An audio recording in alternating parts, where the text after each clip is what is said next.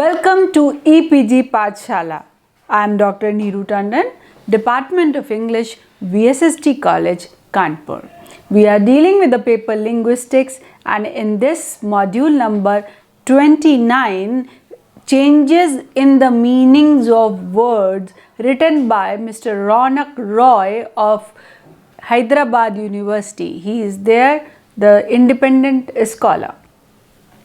In this particular module of linguistics, when we say changes in the meaning of words, we are here referring three words: changes, then meaning, and then words.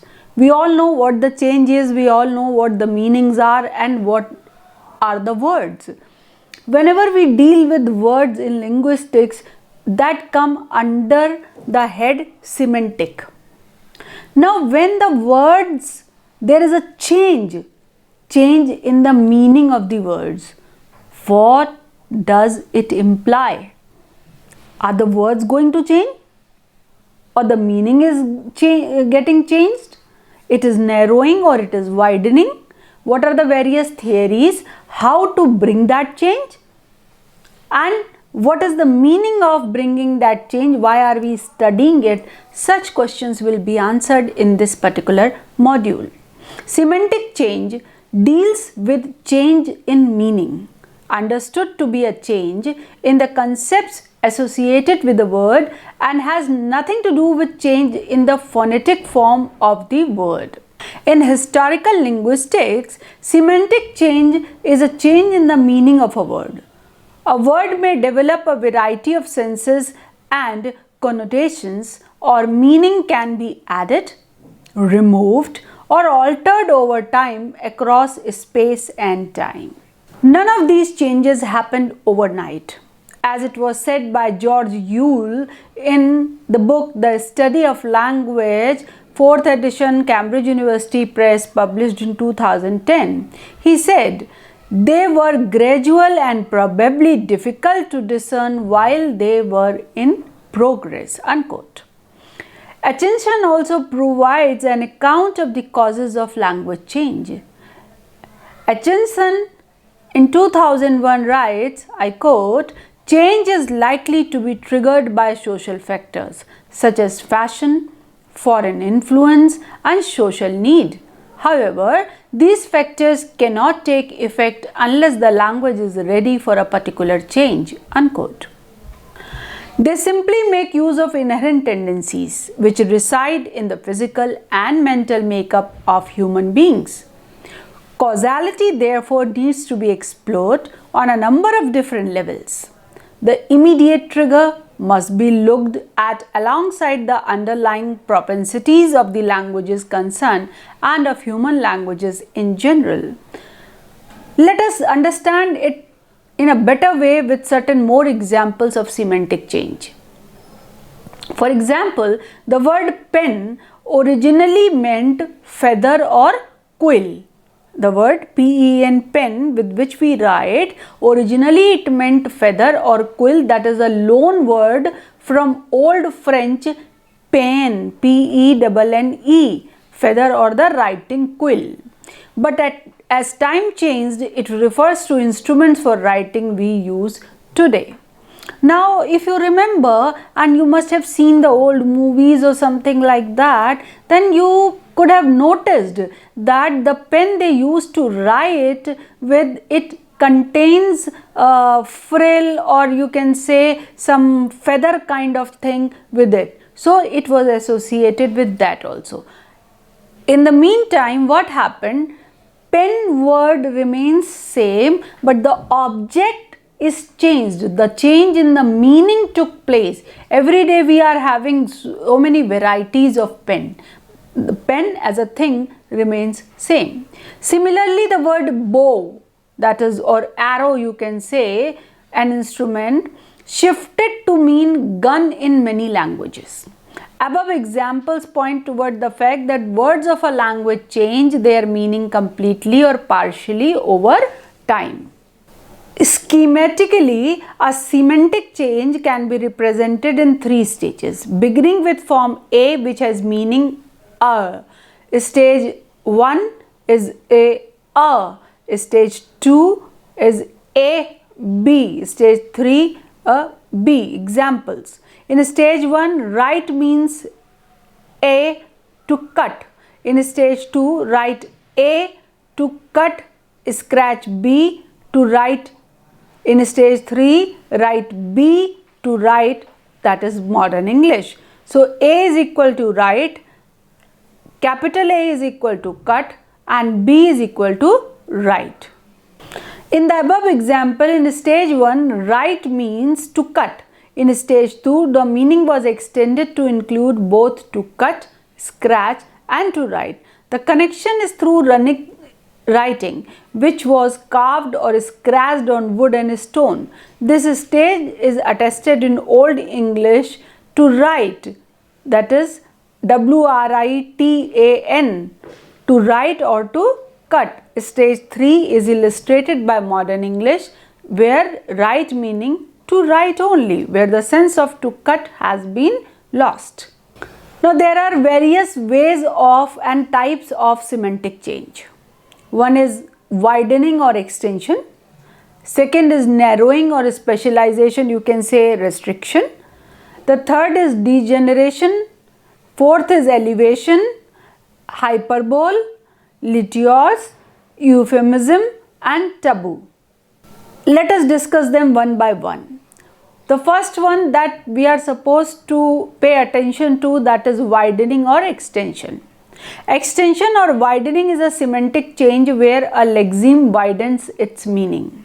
For example, in Hindi, chaupahiya was earlier used for railway wagons, but now it is also used for any four-wheeler for that matter. Dog. English dog first appeared with the more specific meaning of a specific powerful breed of dog, which generalized to include all breeds or races of dogs. Salary. Latin salarium was a soldier's allotment of salt based on Latin sal, salt, which then came to mean a soldier's wages in general, and then finally, as in English, wages in general, not just a soldier's pay. It is salary for everyone. It is not just restricted to the salary of the soldier. In the same way, Spanish caballero, caballero, originally rider, horseman, expanded to include also gentleman, man of upper society, since only men of means could afford to be riders of horses. So it was that meaning was included in this particular word. Now there is another thing, narrowing or specialization or restriction. Narrowing or specialization is where a lexeme becomes more specialized in meaning. Example, in Hindi, bahu was earlier used for any young girl, but now it is narrowed and used only for daughter-in-law. Fowl in Old English referred to any bird. Subsequently, the meaning of this word was narrowed to a bird raised for food or a wild bird hunted for sport. Accident means an unintended injuries or disastrous event. Its original meaning was just any event, especially one that was unforeseen. Art, a very common word, originally had some very general meanings, mostly connected to skill. Today it refers just to certain kinds of skill, chiefly in relation to aesthetic skills, the arts. Mistress. Mistress, the word mistress came into English from the French maîtresse, M-A-I-S-T-R-E-S-S-E, in the 14th century and referred to a woman who was in charge of a household or a child. By the early 15th century, it was being used in English to refer to the kept woman of a married man. The second woman in the life of a married man was used as mistress. The woman who is not wife may be termed as mistress, and it was used in a very derogatory term. Then another way is degeneration, or also known as pejoration. A word acquires some negative derogatory connotations.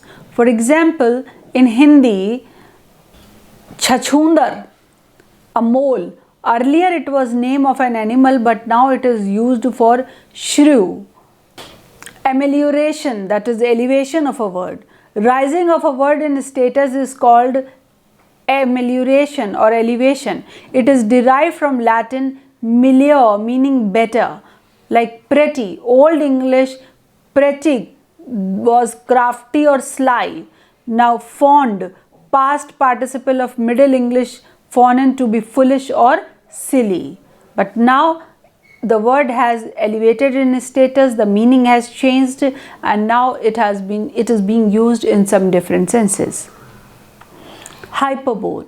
It is a bold overstatement or the extravagant exaggeration of the fact or the possibility. It may be used for serious or ironic or comic effect. For example, in Hindi language, मुझे लगता है मैं घोड़ा खा लेता, इतनी भूख लगी है. In English, I think I am so hungry I could eat a horse.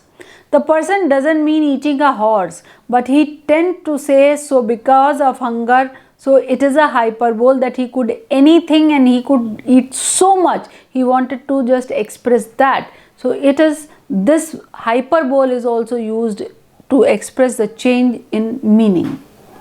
A littered is a special form of understatement, that is the Greek for plain or simple, the assertion of an affirmative by negating its contrary. It is used to reveal grim reality. Mahatma Gandhi छोटे नेता नहीं. That means Mahatma Gandhi was not a small leader. What he wanted to say, what he is speaking, he wants to say that he was a big leader. In the same way, when it was said she is not bad looking, which implies yes, of course she is a very good looking lady. So negatives are being used to create the positive effect. We have euphemism. Euphemism is a generally innocuous, not likely to irritate or offend someone. It is a word or expression used in place of one that may be found offensive or suggest something unpleasant. वो परीक्षा में सफल नहीं हो सका. इसका मतलब क्या हुआ? It means that he failed. His father passed away. That is one way of saying. Another way, उनके पिताजी अब नहीं रहे. His father is no more. So these are different way of saying the same thing. That is change in the word, but the meaning is almost same, and but used in such a way not to offend anyone. Then taboo. Words often are prohibited from being used. This could be due to many socio-cultural reasons.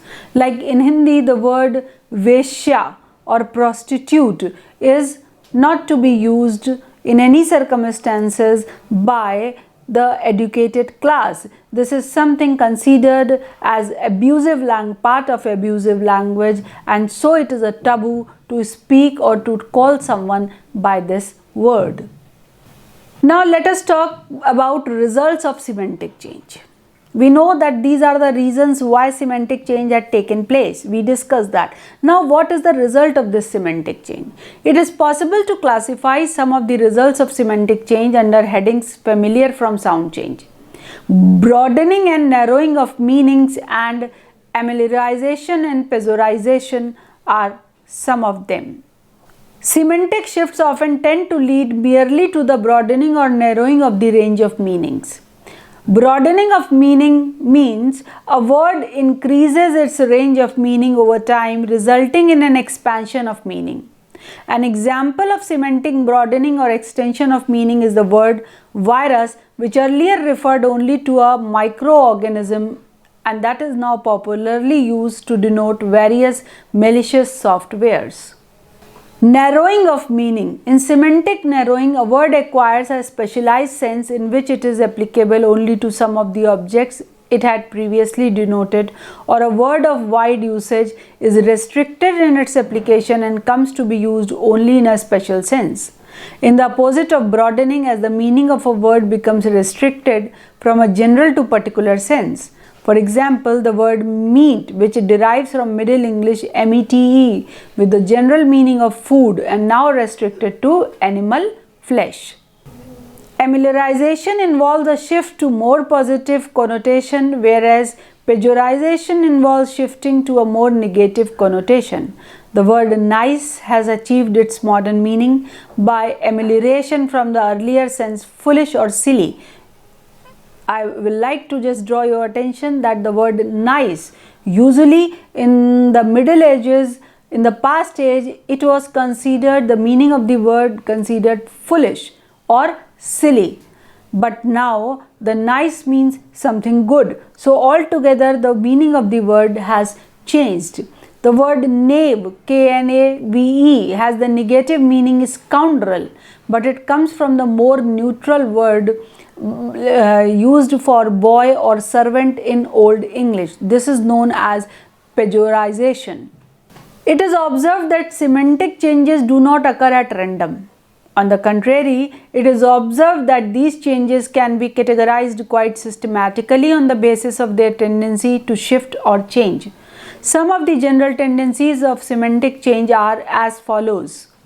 Semantically related words often undergo parallel semantic shifts. For example, various words which meant rapidly in Old English and Middle English shifted their meaning to immediately.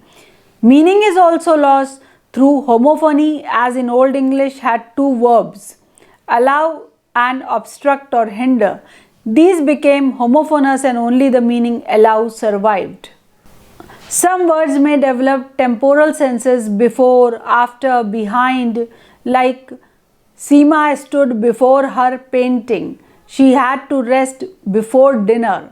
So there the word before is used in different sense. The word before in the second sentence is used widely in modern English, but the first word before has different connotations. And also they often develop from body part terms, as in ahead of, in the back, at the back of, at the foot of. So all these things are used to express the position. Words having to do with the sense of touch may typically develop meanings involving the sense of taste, sharp, crisp. For example, cut, meaning having an edge or point that is able to cut or pierce something, developed to also mean producing a sudden piercing physical sensation or effect. Cut the cake with a very sharp knife. I suddenly felt a sharp pain in my back. Now, words involving the sense of taste may develop extended senses involving emotions in general, bitter, sour, sweet. For example, bitter meaning having a sharp, pungent taste or smell. Not sweet developed to also mean feeling or showing anger, hurt or resentment because of bad experiences. For example, raw berries have an intensely bitter flavor. I don't feel jealous or bitter. Now, in both the senses, in the first sentence, bitter means bitter in taste. In the second sentence, bitter means jealousy or the attitude. Physical action verbs, especially with hands, develop meanings of mental state verbs, speech act verbs. For example, verbs such as grasp, capture, get a hold on, get, catch on to, very commonly come to mean understand. Thus, feel goes from touch, feel with hands, to feel, think, have sympathy or pity for, etc. Mental state verbs develop meaning of speech act verbs, observe, to perceive, witness, to state, remark, etc. The term man develops sense of husband, and similarly woman comes to stand for wife. Man and woman, they are man and woman, means husband and wife. The term body comes to develop the sense of person, like somebody. Meanings tend to become increasingly based on speaker's subjective beliefs or state or attitude towards the proposition. Many metonymic semantic changes fall under this. Semantic shifts typically go from more concrete to more abstract. For example, there are many semantic changes which extend body part notions to more abstract meanings, but not the other way around. As with German, hopped once meaning only head, body part, that is concrete, but now limited mostly to the meaning main or principal, as in other words like capital, that is known as town or city, or central station, that is railway station. There are some more kinds of lexical changes. Root creations, creations from nothing, like blurb, coined by G. Burgess, American humorist in 1907.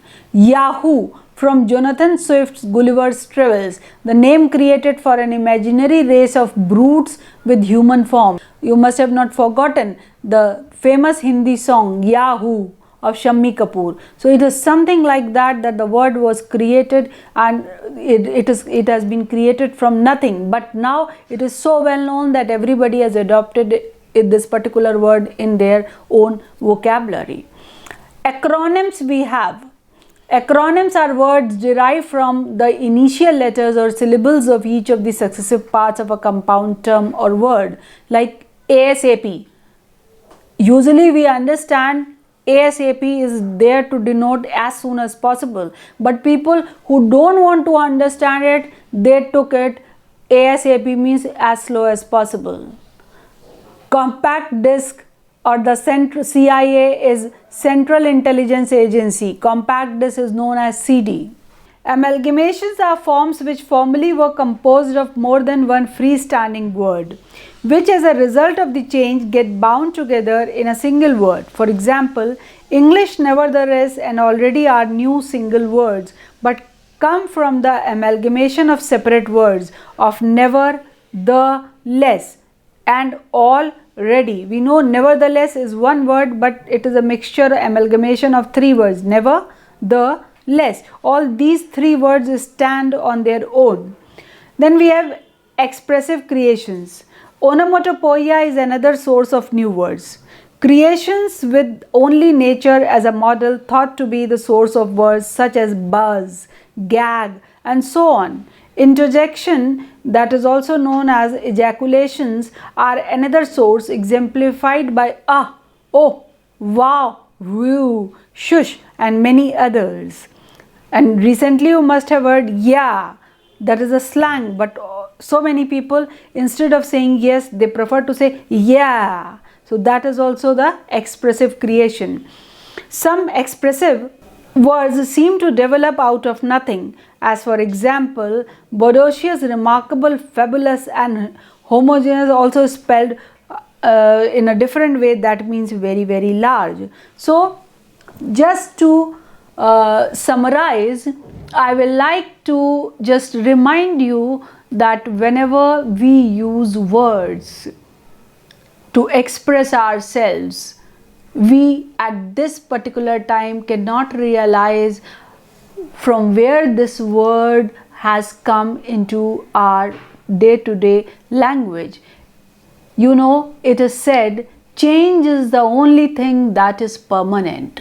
Everything gets changed. In the same way, the word changes, the meaning of the word also changes, and the word may be the language we are speaking today. After 30-40 years, maybe so many changes in meaning will take place, so many changes in spellings will take place. If you just compare the language, English language used in the 14th century, then you will find in the writings of Chaucer, or you can say that in the writings of Bacon later on in 17th century, you will find so many different words, so many different spellings and different connotations as well. That's why it becomes sometimes difficult to define that. But unless and until you understand the context, you cannot just come to the definite meaning of that particular sentence or the word. So semantics deals with the changes in the meaning of the word, and it is very interesting to understand, to do research,